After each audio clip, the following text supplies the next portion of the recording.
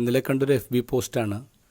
ചെന്നൈയിലെ Radisson Blu ഹോട്ടലിൻ്റെ GMൻ്റെ പേരിലാണ് ഈ പോസ്റ്റ്. ഒരു ദിവസം ഓഫീസിലിരിക്കുമ്പോൾ ഡ്യൂട്ടി മാനേജർ വന്നിട്ട് പറഞ്ഞു, സാറേ ഒരു പെങ്കൊച്ച് ലോബിലിരുന്ന് കരയുന്നുണ്ട്, അവിടെ ഒരു ഡോളിനിങ്ങനെ പാൽ കൊടുക്കാൻ നോക്കുകയാണ്, സാർ വേഗം വരണം.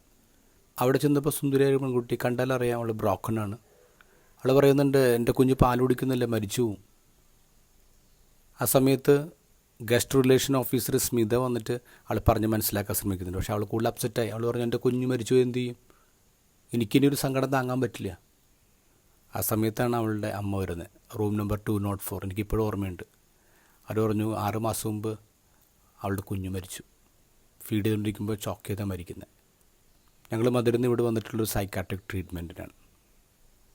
ഞാൻ എന്ത് ചെയ്യണമെന്ന് അറിയാതെ നിൽക്കുമ്പോൾ എൻ്റെ ലോബിയിലെ ഹൗസ് കീപ്പിംഗ് സ്റ്റാഫ് രാജലക്ഷ്മി, അങ്ങനെ അധികം ആരോട് സംസാരിക്കാറൊന്നുമില്ല, അവർ പറഞ്ഞു, സാറേ ഞാൻ നോക്കട്ടെ. എന്നിട്ട് അവൾ ഈ പെൺകുട്ടിയുടെ തൊട്ടടുത്ത് വന്നിരുന്നു. എന്നിട്ട് പറഞ്ഞു, എൻ്റെയും കുഞ്ഞ് മരിച്ചുപോയി കുറച്ച് നാളുകൾക്ക് മുമ്പ്. നിൻ്റെ കുഞ്ഞിനെ ഞാൻ കുറച്ച് നേരം നോക്കട്ടെ, ഞാൻ പാട്ട് പാടാം, ഞാൻ പാൽ കൊടുക്കാം. ഈ പെൺകുച്ച് കരച്ചിൽ നിർത്തി രാജലക്ഷ്മി നോക്കുന്നുണ്ട്. എന്നിട്ട് പതുക്കെ ഈ ഡോൾ അവളുടെ കയ്യിലേക്ക് കൊടുക്കുകയാണ്. കാരണം അവളെ ഇതുവരെ ആരും ഇങ്ങനെ ട്രീറ്റ് ചെയ്തിട്ടില്ല. ഇവർ രണ്ടുപേരും ഒരുപാട് നേരം സംസാരിച്ചിരുന്നു. പിന്നീടാണ് ഞാൻ അറിയുന്നത് എല്ലാ ദിവസവും രാജലക്ഷ്മി അവൾ വിളിക്കുമായിരുന്നെന്ന്. ഒരു ദിവസം ഹോട്ടലിലൊരു ലെറ്റർ കിട്ടി. അമ്മയാണ് എഴുതിയിട്ടുള്ളത്. സാർ, അവൾ ചിരിച്ചു തുടങ്ങി. അവൾ പ്രഗ്നൻ്റായി. അവൾ പറയുന്നത് ദൈവത്തിൻ്റെ രാജലക്ഷ്മിയുടെ സമ്മാനമെന്നാണ്. അവൾ രാജലക്ഷ്മി വിളിക്കുന്നത് അക്ക, എൽഡർ സിസ്റ്റർ, ഗാർഡിയൻ ഏഞ്ചൽ. ഞാൻ ഓഫീസിലിരുന്ന് കുറച്ച് നേരം കരഞ്ഞുപോയി. അതെനിക്ക് മനസ്സിലായി, ഹോസ്പിറ്റാലിറ്റി എന്ന് പറയുന്നത് it's not about 5 stars, it's about 5 seconds.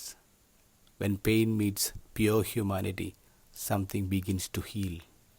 Rajalakshmi ഞങ്ങളുടെ ഹോട്ടലിൻ്റെ ഫ്ലോർ മാത്രമല്ല തുടച്ച് വൃത്തിയാക്കിയത്, മനുഷ്യരുടെ സങ്കടങ്ങളും അവൾ തുടച്ച് വൃത്തിയാക്കി. ഇത് ഗോസ്പലിൽ നമ്മൾ കാണുന്നത് ഈശോ അവസാനമായിട്ട് കൂട്ടുകാരുമായിട്ട് വിരുന്നിരിക്കുകയാണ്. ഈശോയ്ക്കറിയാം ചുറ്റുമുള്ള എല്ലാവർക്കും മുറിവുണ്ടെന്ന്. കൂട്ടത്തിൽ ആരാണ് വലിയവൻ, ധൈര്യവാൻ, വിശ്വസ്തൻ? മേലങ്കി മാറ്റി അരയിൽ കച്ച കെട്ടി കുനിഞ്ഞിരുന്ന് ഈശോ അവരെ വൃത്തിയാക്കാണ്. And something begins to heal.